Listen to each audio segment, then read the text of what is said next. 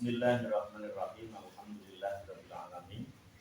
Nahmaduhu wa nasta'inuhu wa nastaghfiruh wa na'udzu billahi min shururi anfusina wa min sayyiati a'malina.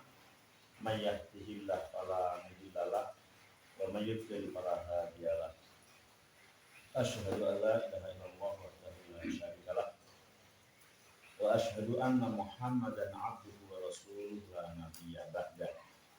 Allahumma sholli wa sallim wa barik ala nabiyyina wa rasulina wa habibina wa syafiina wa maulana Muhammadin sallallahu alaihi wa alihi wasallam wa ala alihi wa azwajihi wa dzurriyyatihi wa man tabi'ahum ila yaumil qiyamah. Qala Allah ta'ala fi kitabihil aziz, a'udzu billahi minasy syaithanir rajim. Ya ayyuhalladzina amanu taqullaha haqqa tuqatih wa la tamutunna illa wa antum muslimun. Ya ayyuhan nasu taqu rabbakumul ladzi khalaqakum min nafsin wahidatin wa khalaqa minha zawjaha wa batha minhuma rijalan katsiran wa nisaa'a. Wattaqullaha alladzi tasaaluna bihi wal arham innallaha kana 'alaikum raqiba. Ya ayyuhalladzina amanu taqullaha wa qulu qawlan sadida yuslih lakum a'malakum wa yaghfir lakum dhunubakum wa may yuti'illaha wa rasulahu faqad faza fawzan 'azima. Falam fa inna khairal hadisi kitabullah wa khairal hadyi hadyi Muhammadin sallallahu alaihi wa alihi wasallam wa syarrul umuri muhdatsatuha wa kullu muhdatsatin bid'atun wa kullu bid'atin dhalalatun wa kullu dhalalatin finnar, amma ba'd. Bapak-bapak, ibu-ibu rahimani wa rahimakumullah. Sore ini kita masuk ke bab as-sunan al-fi'liyah di sholat. Sunnah-sunnah fi'liyah di dalam sholat. Kalau kemarin sunnah-sunnah qauliyah. Qauliyah itu sunnah yang diucapkan. Sekarang sunnah yang dilakukan, atau dengan perbuatan, bukan dengan ucapan tapi dengan perbuatan. Di antaranya adalah yang pertama, ittikhadus sutrah fis shalah. Ketika sholat, depan kita diusahakan ada satir, satir sutra atau pembatas. Yusannu lahu ayyaj'ala amamahu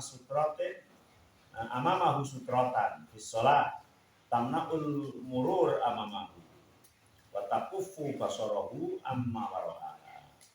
Dianjurkan, disunahkan bahwa orang yang sholat itu menjadikan depan sholatnya itu ada sutra, ada satir, ada pembatas, yang dengan pembatas itu ketika ada orang lewatnya di belakang sutra, tidak di dalam sutra.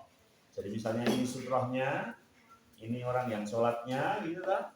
Ya, kalau melewati lewat sini, lewat sininya, tidak lewat tengah-tengahnya situ. Kemudian watakufu basarahu amma wara'a. Kemudian mata pandangan orang yang sholat itu ya jangan kemana-mana gitu ya. Di batas sutra itu paling jauh gitu ya. Jangan ke mana-mana. Dalam sebuah hadis riwayat Imam Abu Dawud An-Nasa'i wal Hakim, Rasulullah sallallahu alaihi wasallam bersabda, "Idza shalla ahadukum falyusalli ila sutra wal yadnu minha la yaqta'u syaitan alaihi sholatah." Apabila salah seorang di antara kalian sholat, maka sholatlah menghadap ke arah sutra, kata Rasulullah. Fal yusalli ila sutra, menghadaplah ke arah sutra. Wal yadnu minha, dan mendekat ke arah sutra tersebut. La yaqta'u syaitanu alaihi sholatah, karena setan tidak bisa memutus sholat orang yang depannya ada sutra, kata Rasulullah SAW. Jadi dengan dasar ini maka dianjurkan untuk membuat atau mengadakan sutra di depannya. Hadhihi sutra qad takunu jidaron. Sutra itu bisa jadi dinding, berarti sholatnya ke depan gitu ya. Kalau kosong ke depan supaya ada sutra dinding. Au astawanatan, pemudan atau tiang. Mungkin masjid-masjid yang besar, kemudian tengahnya ada tiang. Kalau masjid Kauman itu tiangnya aja 36. Ya, tiangnya 36. Pernah gitu nggak? Saya pernah menghitung. Ke sana 6, sana 6. Dari berarti 36 ini. 36. Ada yang masjid mana itu banyak lagi gitu ya. Dan artinya ketika kita nggak ke depan ya di belakang-belakang sutra itu. Karena yang dimaksud untuk mengambil sutra itu kan ketika sholat sendirian. Ya, qobliyah atau ba'diyah.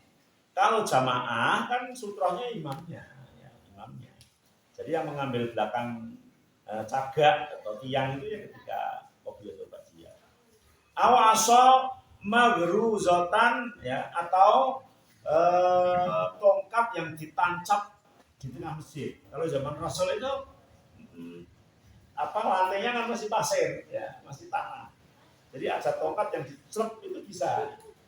Nah kalau sekarang kalau tongkat ya ada kakinya supaya bisa berdiri ya ada kakinya gitu ya, ada kakinya. Awnah wadalik atau semisal itu ada yang buat sutra itu memang disediakan di masjid yang tinggi segini ditaruh gitu ya. Wa aqallu dzalika ma yakunu mislamu akhiratir rahli, yang minimal ya kayu gitu ya yang dibuat yang tingginya itu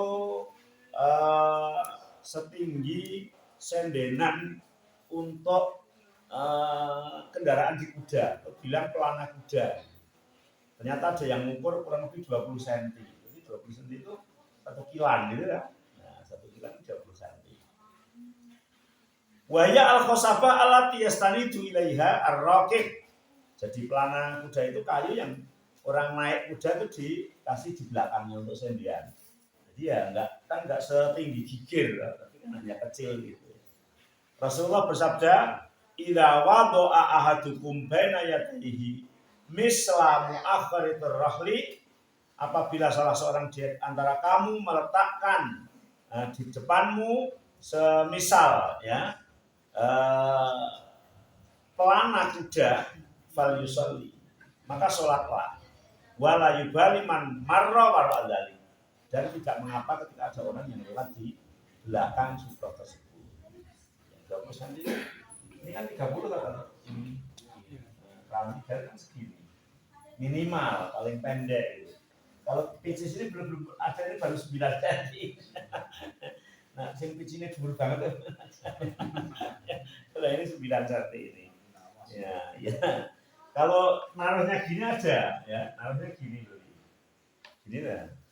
Nah, kalau mau berdiri ya, 20 cm ini bisa minimal gitu ya, minimal segitu.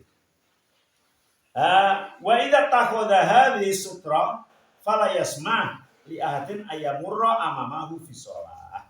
Kalau sudah ada sutra ya, ada orang lewat yang di sininya enggak apa-apa. Enggak masalah, enggak ada hubungannya.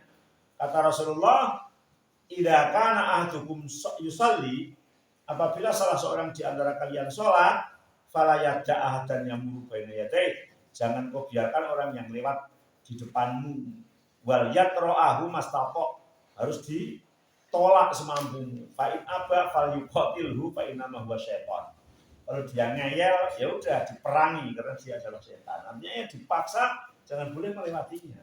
Maka kalau cuma dilarang itu ya orang ini betul itu kalau mau lewat kadang-kadang gini ya. Ya kita kalau belum tahu di sini kan kalau ada orang lewat jajan gini wong salat mana pilih wong kan ini ya. Terus itu mengamalkan hadis Nabi ini ya. Lihat Imam Bukhari dan Imam Muslim. Wa in kana qad aridu hadhihi ba'd ulama bi adilatin sahihuha wa nusarih wa sarihuha wa nusahih. Faqalu la yaqta as-shalah syai'un. Ada sih sebagian ulama berdalil dengan hadis yang sahih tapi tidak sahih. Ternyata yang sahih tidak sahih. Mengatakan layak ta'u sholat syai'un. Sholat tidak bisa terputus oleh sesuatu. Wa ta'awalul hadis al-mutaqaddim bi anal murad biqati sholat fil hadis qatul khusyuk wa laysa butlan sholat bi musaratil murur. Nah, sehingga orang yang lewat di depannya itu sebagian ulama mengatakan putus itu yang dimaksud adalah putus kekhusyuannya, yaitu tidak batal, walaupun juga ada yang mengatakan batal. Mururul jariyah as-saghira ala tilam tahid la yaqta'u shalah li'annahu la yuqalu laha imro'ah.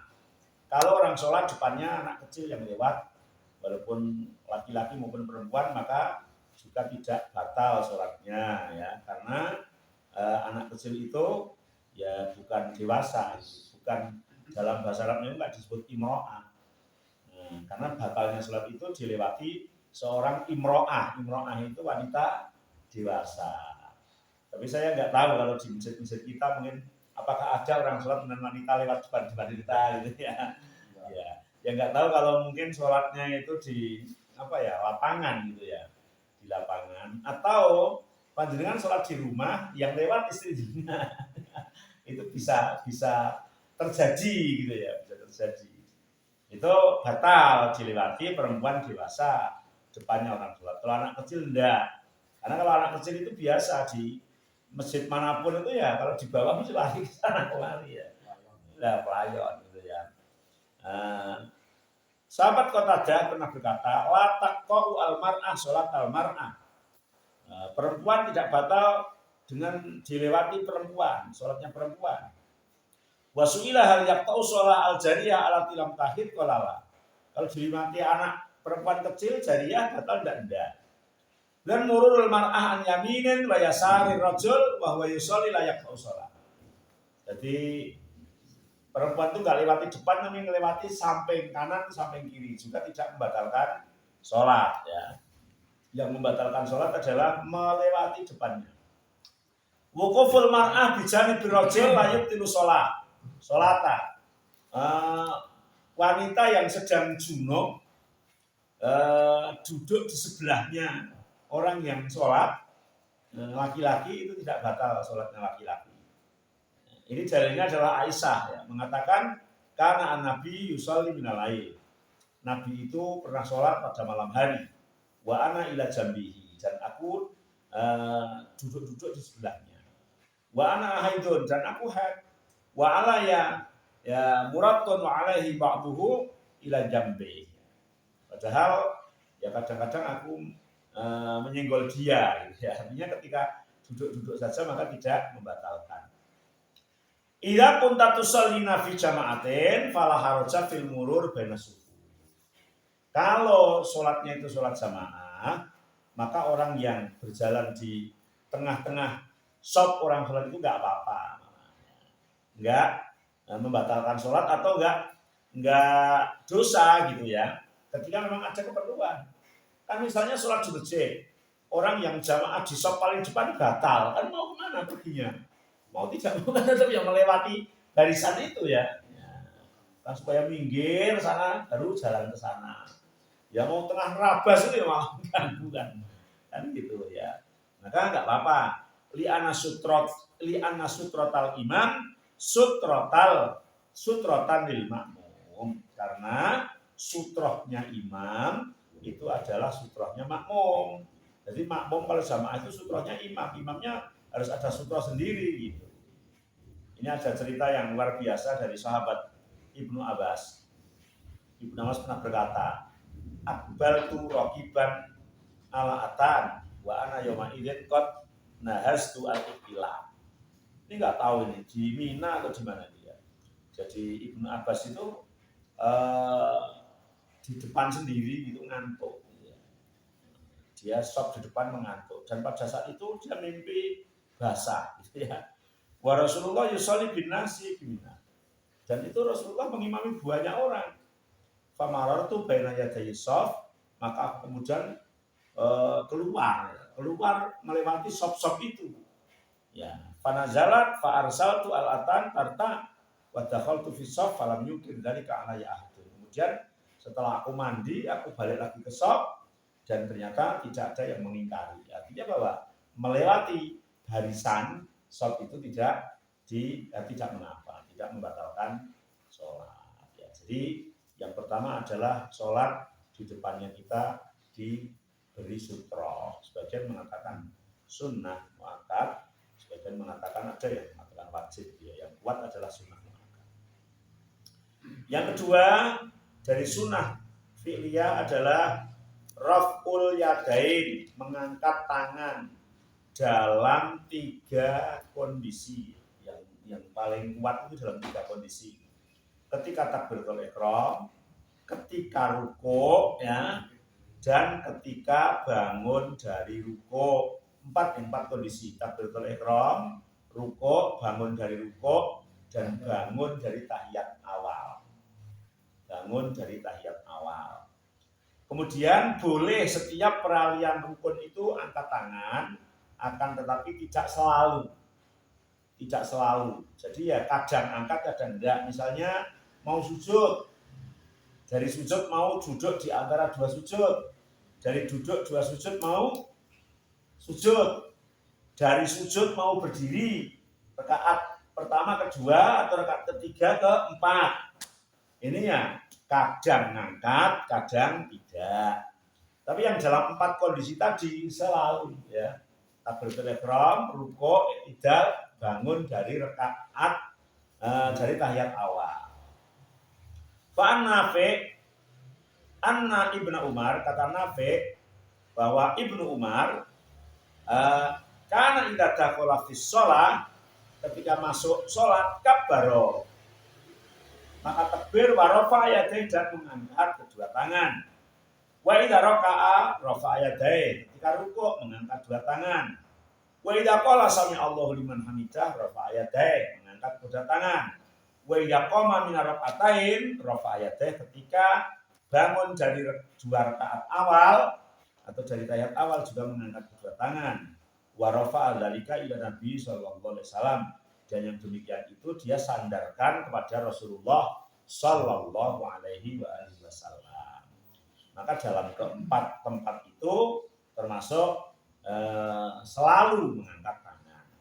Hadhihi hiyal mawadhi' al-arba'ah alat yata'aqadu fiha raf'ul yadain.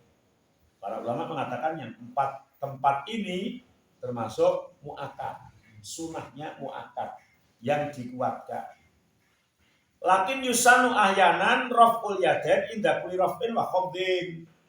Hanya terkadang kita juga dianjurkan untuk mengangkat tangan setiap peralihan rukun selain yang 4 itu. Ya kayak tadi sebutkan, mau sujud, bangun dari sujud ke duduk di antara 2 sujud, mau sujud dari duduk di antara 2 sujud, mau berdiri dari rakaat awal, gitu ya.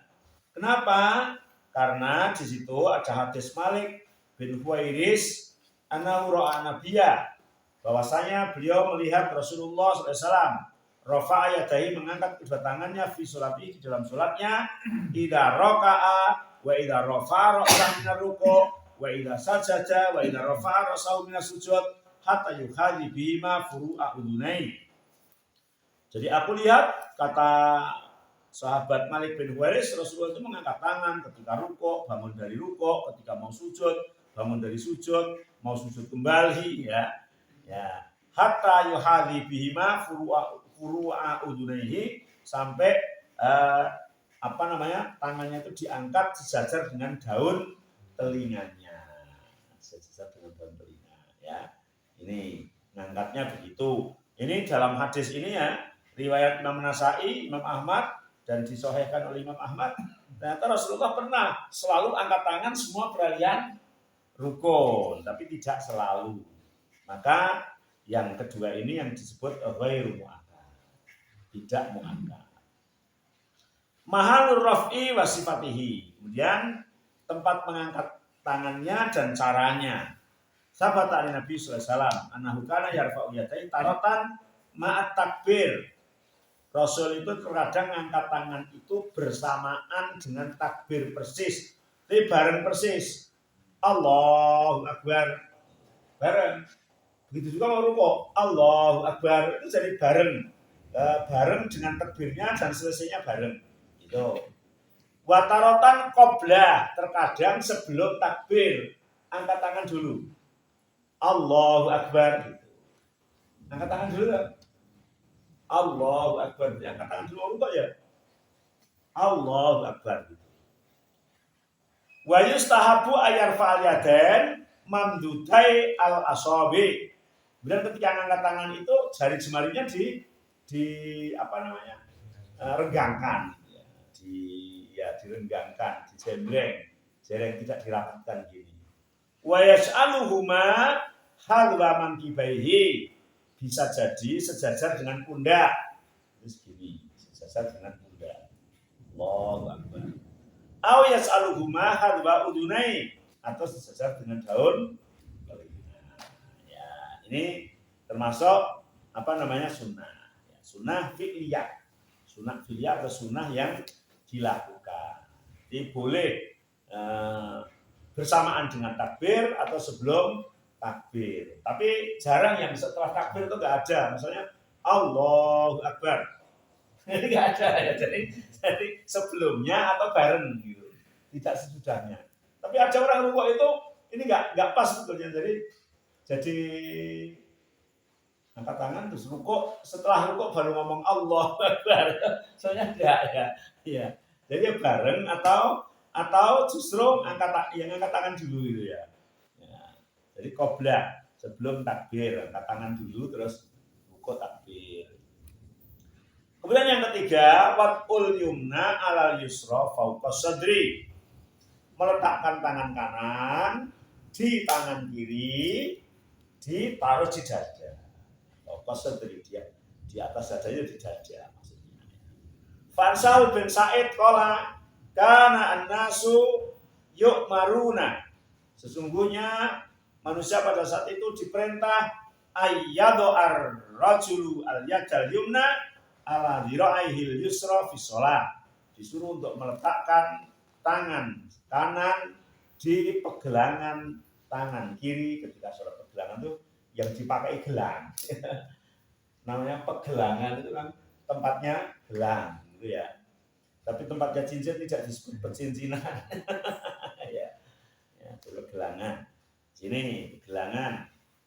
Dalam hadis yang lain, ya, yaitu hadis dari Wa'il bin Hujr, sholaitu ma'a Rasulillah wa wadha'a yadahul yumna ala yadihil yusra ala sadri. Nah, Rasul meletakkan tangan kanannya di tangan kirinya, kemudian ditaruh di dada. Dan dalam meletakkan tangan ini ada 3 kondisi ya. Bisa di telapak tangan yang sebelah kiri, gini boleh. Bisa di pegelangan, ada hadisnya. Juga bisa di lengan. Ya. Lengan itu di sini. Tapi enggak di sini, enggak ya.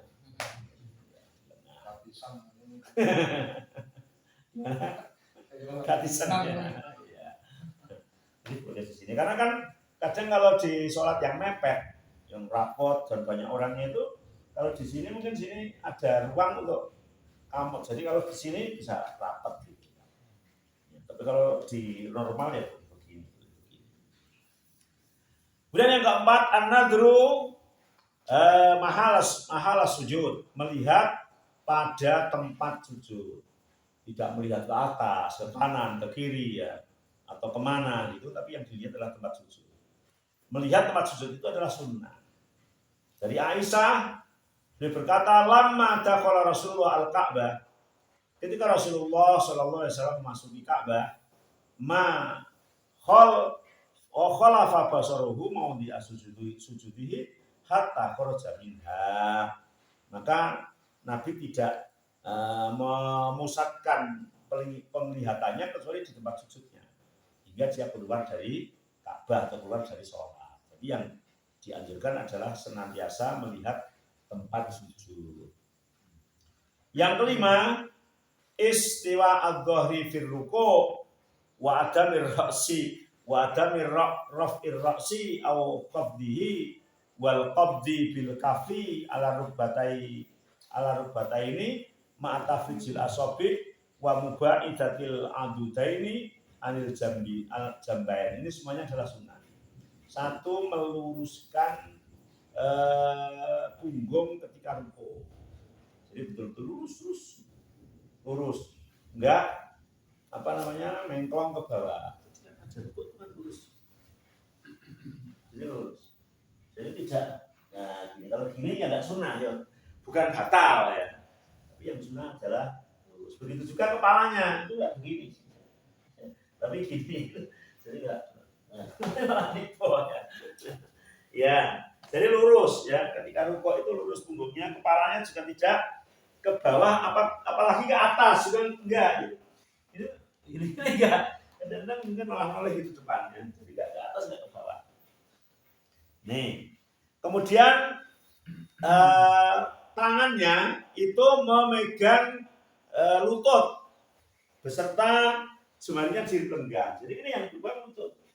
Karena saya melihat orang sujud itu kadang di sini, ya. Bukan nggak sah, tapi ya nggak baik gitu ya. Apalagi di sini, ya. Apalagi gini-gini. Jadi ini ya, ini lurus. Ini termasuk bagian dari sunnah, ya, dari sunnah. Kemudian wa mubaidatil adudain anil jambain. Nah ini lagi. Ini sama ini itu dijauhkan. Maka ini harus gini. Gini. Jadi ada enggak gini ini yang jalur tapi ini kan enggak sunnah. Jadi sudah gini supaya ini sampai ini jauh. Itu jadi ini enggak ditepuk gitu ya.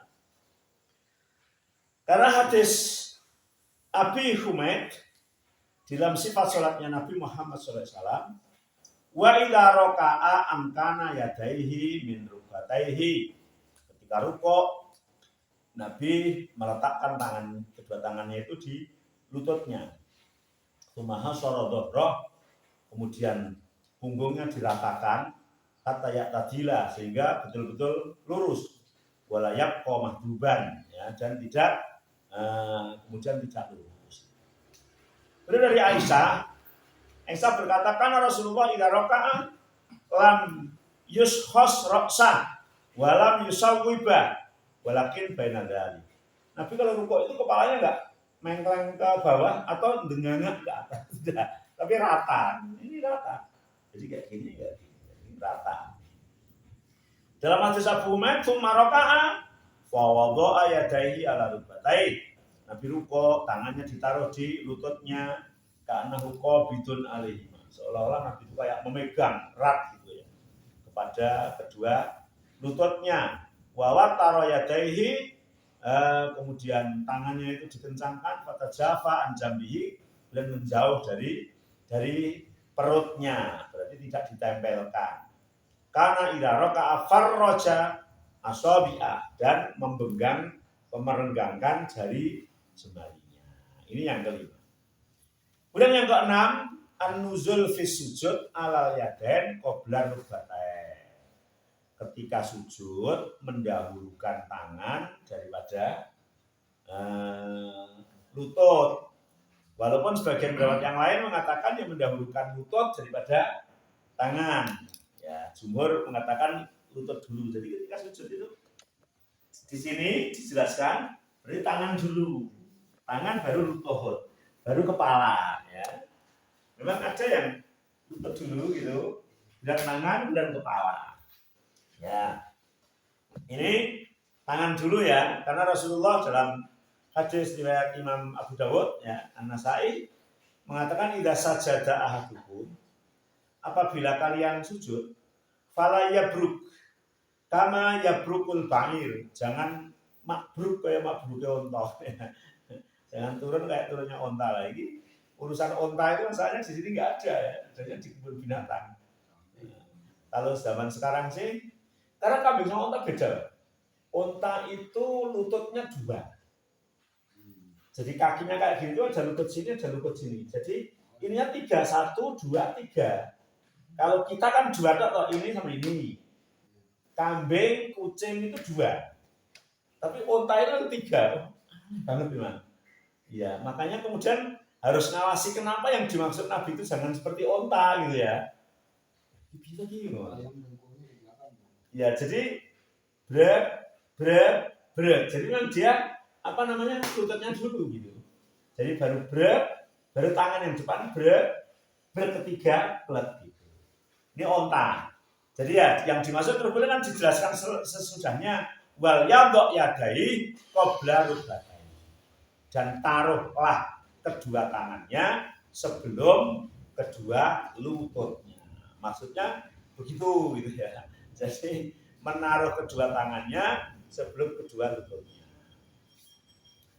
Kemudian yang ketujuh ya, yang ketujuh tamkinul jibhah wal anfi wal yadain minal ardi ma'a mujafatil yadaini anil jambain wa wakil kafaini hadzal mankibain anil udunain wa raf'il mirfaqain wa nasbil qadamain wa rasil aqibain wastiqbalil qiblah bi asabiil kafain wa qadamain. Panjang. Jadi maksudnya apa? Meletakkan jidat beserta hidungnya. Jadi jangan sampai sujud enggak meletakkan hidung. Memang bukan batal ya, tapi utamanya begitu karena itu bagian dari sunnah. Jadi hidung ini ditaruh kita sujud. Jadi tidak gini itu hidungnya diangkat, tapi hidungnya ditaruh. Wal yadain, ya, wal yadain minal ardi, dan juga kedua tangan, ya, menekankan kedua tangan. Ma'a mujafatil yadaini anil jambain. Kemudian tangannya diangkat dari lambung. Jadi kalau sujud begini. Jadi bukan begini, tapi gini ya. Ininya juga dijauhkan, ininya dijauhkan. Jadi melangkahnya agak panjang gitu ya. Agak panjang, kemudian tangannya diangkat. Wawadil kafaini hadwal mangkibaini awil uduraini. Kemudian tangannya itu sejajar dengan pundak atau daun telinga. Ya, ketika sujud ini tangannya, tangan itu sejajar dengan pundak atau daun telinga. Jadi nggak boleh ini ditaruh di sini misalnya. Ada itu, atau di depan sini gini. Nggak boleh. Ya. Jadi sejajar dengan daun telinga atau pundak, ini dijauhkan dari badan, ini pun jauh. Ini. Jadi gini juga tidak sunnah gitu ya. Nih, karena ini terlalu dekat dengan kaki. Ini caranya begitu. Kemudian waraf il mirfaqain, ya. Kemudian tangannya diangkat, ininya maksudnya sikunya diangkat. Wanasbil qadamain. Kemudian kalau orang Jawa bilang madal. Madal itu apa ya? Mancat. Mancat itu ya mancat. Artinya kadang ada orang sujud itu ini gini, ini nggak boleh ya. Jadi begini ya. Jadi tidak taruh atau ada yang disujud gini ya. Itu ada nggak tahu itu ya. Mungkin karena belum diajari itu ya. Ya.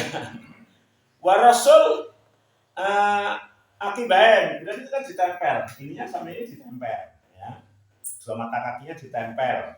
Wastiqbalil qiblah biasa bil kafain wal qadamain. Kemudian jari jemari ini mengarah ke arah kiblat. Karena dipancatkan ini berarti mengarah ke arah kiblat. Ini termasuk suatu sunnah yang dicontohkan oleh Rasulullah SAW. Dari hadis Abu Humaid, faidah sajada wadu ayadai. Ketika Rasul itu sujud, naruh kedua kakinya. Ghairu muftarasin wala qabidihima, dan dia tidak dibenggang tapi dirapatkan. Wastibali bi atrafi asabi'i rijlaihi al-qiblah, dan jari jemarinya dihadapkan ke arah kiblat. Dalam hadis yang lain dari Abdullah bin Buhainah berkata, anak Nabiya kana idza shalla farraja baina yadayhi hatta yabdu bayadhu ibtai. Kalau Nabi sujud itu tangannya dibenggang sehingga sampai dari belakang kelihatan ketiaknya. Dalam hadis yang lain bahkan Rasulullah sendiri bersabda, idza sajadta fadha kafaika warfa mirfaqaika. Kalau kamu sujud, ya taruhlah kedua telapak tanganmu dan angkatlah kedua sikumu. Jadi enggak ditaruh gini. Bahkan sebagian ulama ada yang mengatakan kalau sujud itu ini ditaruh gini, ini kayak anjing gitu. Ya. Terus diangkat gini. Itu yang menggambarkan seperti Rasulullah gitu ya. Jadi diangkat ya. Telapaknya, tangannya atau sikunya diangkat, tidak ditaruh. Dalam hadis Abi Humaid, Karena idza sajada amkana anfahu wajib hatahu minal ardi. Nabi ketika sujud itu menekankan jidatnya dan hidungnya di tempat sujud. Wanaha yadahi an jambai, dan tangannya jauh dari lambungnya. Wa wada'a kafai, dan menaruh telapak tangannya hadwa mangkibai, sejajar dengan pundaknya. Dalam hadis Aisyah, fawajadtuhu sajidan rasan akibai mustaqbilan bi atrafi asabi al-qiblah. Aku menemukan Nabi sujud itu menemukan tumitnya itu ditempelkan. Kemudian jari jemari kakinya menghadap ke arah kiblat. Sebagian faedah, dhahaba fariqun min ulama ila anal mar'ah tukhalifu rajul fi hay'ati ruku' wasujud. Ada sebagian yang berpendapat laki-laki dan perempuan beda. Kalau rukuk mungkin laki-laki dipenggang, kalau perempuan ini katanya untuk jaga wajahmu bini, ya, ketika sujud itu ada yang mengatakan seperti itu. Inna tasma'u nafsaha wala tujafi wa tadammu fakhidaiha wa ghairu dzalik li anna astarulah. Jadi dia enggak merenggangkan, kakinya juga dirapatkan, semuanya dirapatkan. Lakin lam yurid ayat dalilin marfu'in ila Nabi sallallahu alaihi wasallam. Tetapi dalilnya dicari kok tidak. Nah, yang sahih sanadnya. Maka dari itu bahwa sholatnya laki-laki ya sama dengan sholatnya perempuan, ya. Perempuan sama dengan laki-laki. Karena Nabi mengatakan shallu kama ra'aitumuni usolli, dan tidak ada dalil yang khusus. Inilah sunah-sunah fi'liyah. Sebetulnya banyak, tapi baru sampai nomor 7 ya. Insya Allah yang nomor 8 dilanjut yang akan datang. Persilakan kalau ada pertanyaan. Ya, masalah sutroh. Ketika berjamaah itu yang pertama ini, ketika berjamaah di depan kita itu batal gitu. Artinya pergi lah. Oh iya, kosong kan begitu. Nah ini di shop depan kita itu apakah sudah masih termasuk sutroh kita itu, sekalipun kan ada misalnya kan ada jamaah yang tahu itu terus geser gitu, tapi karena kondisional itu sehingga jamaah yang lain tidak menggeser di depan persis kita itu kosong gitu. Nah shop yang di depan kita itu apakah masih termasuk sutroh atau tidak, atau kita justru maju ke depan gitu. Kemudian yang kedua ini masalah banyak tiang kan, artinya yang shopnya itu terputus dengan tiang, itu bagaimana? Ya, yang pertama, kalau memang di shop yang bersangkutan tidak pada geser sehingga tetap masih lubang, maka perintahnya Rasulullah adalah wasaddul khalal, rapatilah yang lubang-lubang itu. Maka kita dianjurkan maju 1 langkah 2 langkah untuk menutup shop yang bolong tersebut. Itu. Jadi tidak menunggu lama. Ya ditunggu mungkin 1 detik 2 detik, kok nggak ada pada geser, ya udah kita tutup. Ketika kita dalam kondisi berdiri, kalau dalam sujud ya nanti nunggu berdiri. Ya. Jadi menutup shopnya. Yang kedua, tiang itu ya kondisional ya. Kalau memang bisa dikondisikan, yang ada tiangnya itu bisa dilewati misalnya karena masjidnya kecil, ya besarnya paling misalnya ukuran shop itu, satu shop itu jumlahnya 40 kan tetap masih kecil gitu ya, masih bisa dilihat. Tapi ketika sudah besar sekali misalnya kayak di Masjidil Haram, di Masjid Nabawi, ya kita nggak tahu.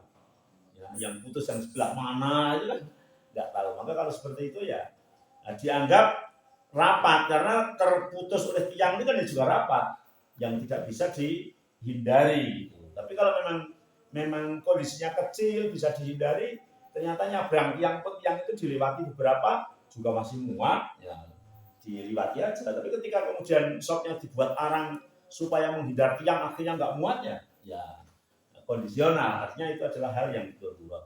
Karena itu pun juga tidak sampai kepada membatalkan sholat. Ada lagi? Yang pertama yang belum pernah dengar terkait dengan hukumnya hukumnya menggunakan tutup kepala pada saat sholat itu. Iya. Yang kedua, pada saat membaca istiadah di rakaat pertama itu sebelum iftitah atau sebelum al-fatihah. Yang ketiga, pada saat membaca surat setelah al-fatihah itu sering kan membaca suratnya tidak satu surat tapi ada beberapa surat. Nah itu apakah kalau beberapa surat itu harus yang berurutan nomor suratnya di dalam mushaf atau boleh meloncat gitu? Itu aja dulu. Yang pertama ada hadis yang Rasulullah SAW mengatakan tidak pernah meninggalkan tutup kepala ketika sholat kecuali ketika di depannya nggak ada sutra, maka tutup kepalanya itu dilepas digunakan untuk menjadi sutra. Di situ menunjukkan bahwa menggunakan tutup kepala itu adalah bagian dari sunnah. Hanya memang tutup kepala yang kayak apa itu yang tidak dijelaskan. Kalau yang kayak punya saya mungkin Nabi nggak pernah pakai karena di sana nggak ada. Dan itu mungkin baru diproduksi tahun berapa gitu ya. Nggak tahu, bahkan yang seperti punya jaringan saja juga nggak ngerti ya tutup kepala zaman Rasul itu kayak apa gitu. Nah, karena kalau di hadis-hadisnya itu ya serban itu yang kemudian digunakan untuk tutup kepala. Yang kedua bahwa membaca ta'awud itu sebelum Fatihah, bukan sebelum iftitah. Jadi urutannya ta'awud, bismillah, kemudian alhamdulillah. Kalau orang yang mengatakan bahwa bismillahnya sir, ya sama dengan ta'awud, sir, kemudian baru keras di alhamdulillah. Kemudian ketika membaca surat itu sebetulnya bebas. Kalau kita melihat beberapa hadis itu bebas ya. Misalnya Rasulullah itu pernah sholat surat Baqarah, surat Ali Imran, surat An-Nisa 1 rakaat. Panjangnya nggak karu-karuan. Dan ternyata nggak urut. Kalau urut kan harusnya kan Al-Baqarah, kemudian Ali Imran, baru An-Nisa itu ya. Ya urutannya kan begitu. Tapi ternyata Al-Baqarah dan An-Nisa dan Ali Imran. Ya, jadi tidak urut gitu. Artinya antara surat itu tidak urut nggak apa-apa. Dan tidak harus dalam satu rakaat itu satu surat. Lebih dari satu surat boleh, atau kurang dari satu surat juga boleh. Kurang dari satu surat itu kan kalau surat-surat yang panjang itu kan mesti hanya berapa ayat gitu ya. Maka diperbolehkan. Gitu Pak. Nah, dalam hal kita pakai sutra punggung seseorang, kemudian seseorang itu pergi, apakah kita maju untuk mendekati dinding, misalnya saya di sini, kemudian sutra saya di depan hilang, saya maju, atau selama ini sih baju saya buka, itu apa, mana yang lebih utama? Boleh semua. Jadi kondisional, mana yang paling ringan? Yang paling ringan, boleh picisnya diambil sebagaimana Rasulullah sudah pernah. Atau maju ketika memang maju itu hanya selangkah dua langkah kemudian sampai tiang. Misalnya waktu itu di masjid yang besar sana terus majunya sampai puluhan langkah kan jadi banyak gitu ya. Ya maka tidak elok kan gitu ya. Atau ke samping ketika ternyata sampingnya masih ada orang duduk banyak gitu ya samping. Atau ambil tutup kepala ditaruh. Mana yang lebih mudah untuk mengambil sutra? Kalau tiga-tiganya mudah tidak bisa ya darurat. Menjadi darurat. Karena sutra pun itu juga sebagian dari yang mengatakan sunnah, tidak menjadi syarat atau wajib. Walaupun sebagian juga mengatakan wajib karena sebab perintahnya di Rasul adalah fal yusolli ala sutra.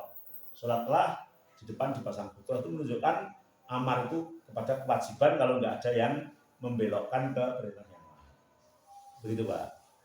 Sedikit lagi, kalau saya sholat tanpa sutra itu rasanya kok kayak bung liwang-liwung gitu. Iya, memang itu ya. Karena sesuatu yang memang dianjurkan oleh Rasul, apalagi terjadi ikhtilaf, ada yang wajib, ada yang sunnah, paling aman kan untuk melaksanakan. Kalau ada ikhtilaf antara haram dan makruh, paling aman kan meninggalkan. Kan itu loh. Iya. Rokok, sebagian mengatakan makruh, sebagian mengatakan haram. Paling aman apa? Ya nggak usah bicara haram dan makruh, nggak usah laksanakan aja. Aman kan itu loh. Nah, kalau ikhtilaf wajib sama sunnah, sunahnya sunnah, sunahnya wajib, ya paling aman adalah kita lakukan semampu kita. Kalau memang sudah tidak mampu, ya bagaimana lagi namanya? Begitu Pak. Cukup ya? Satu lagi ini kan kejadian yang nyata ini. J. Pandemi ini kan sekarang di masjid kan banyak pakai sajadah. Ya, kaitannya dengan batal. Ada yang batal itu. Ya. Nah ini pemikiran yang agak meragukan. Saya maju sajadah saya terus tak piye gitu. Kadang-kadang seperti itu. Ini saya pernah melihat di satu masjid itu.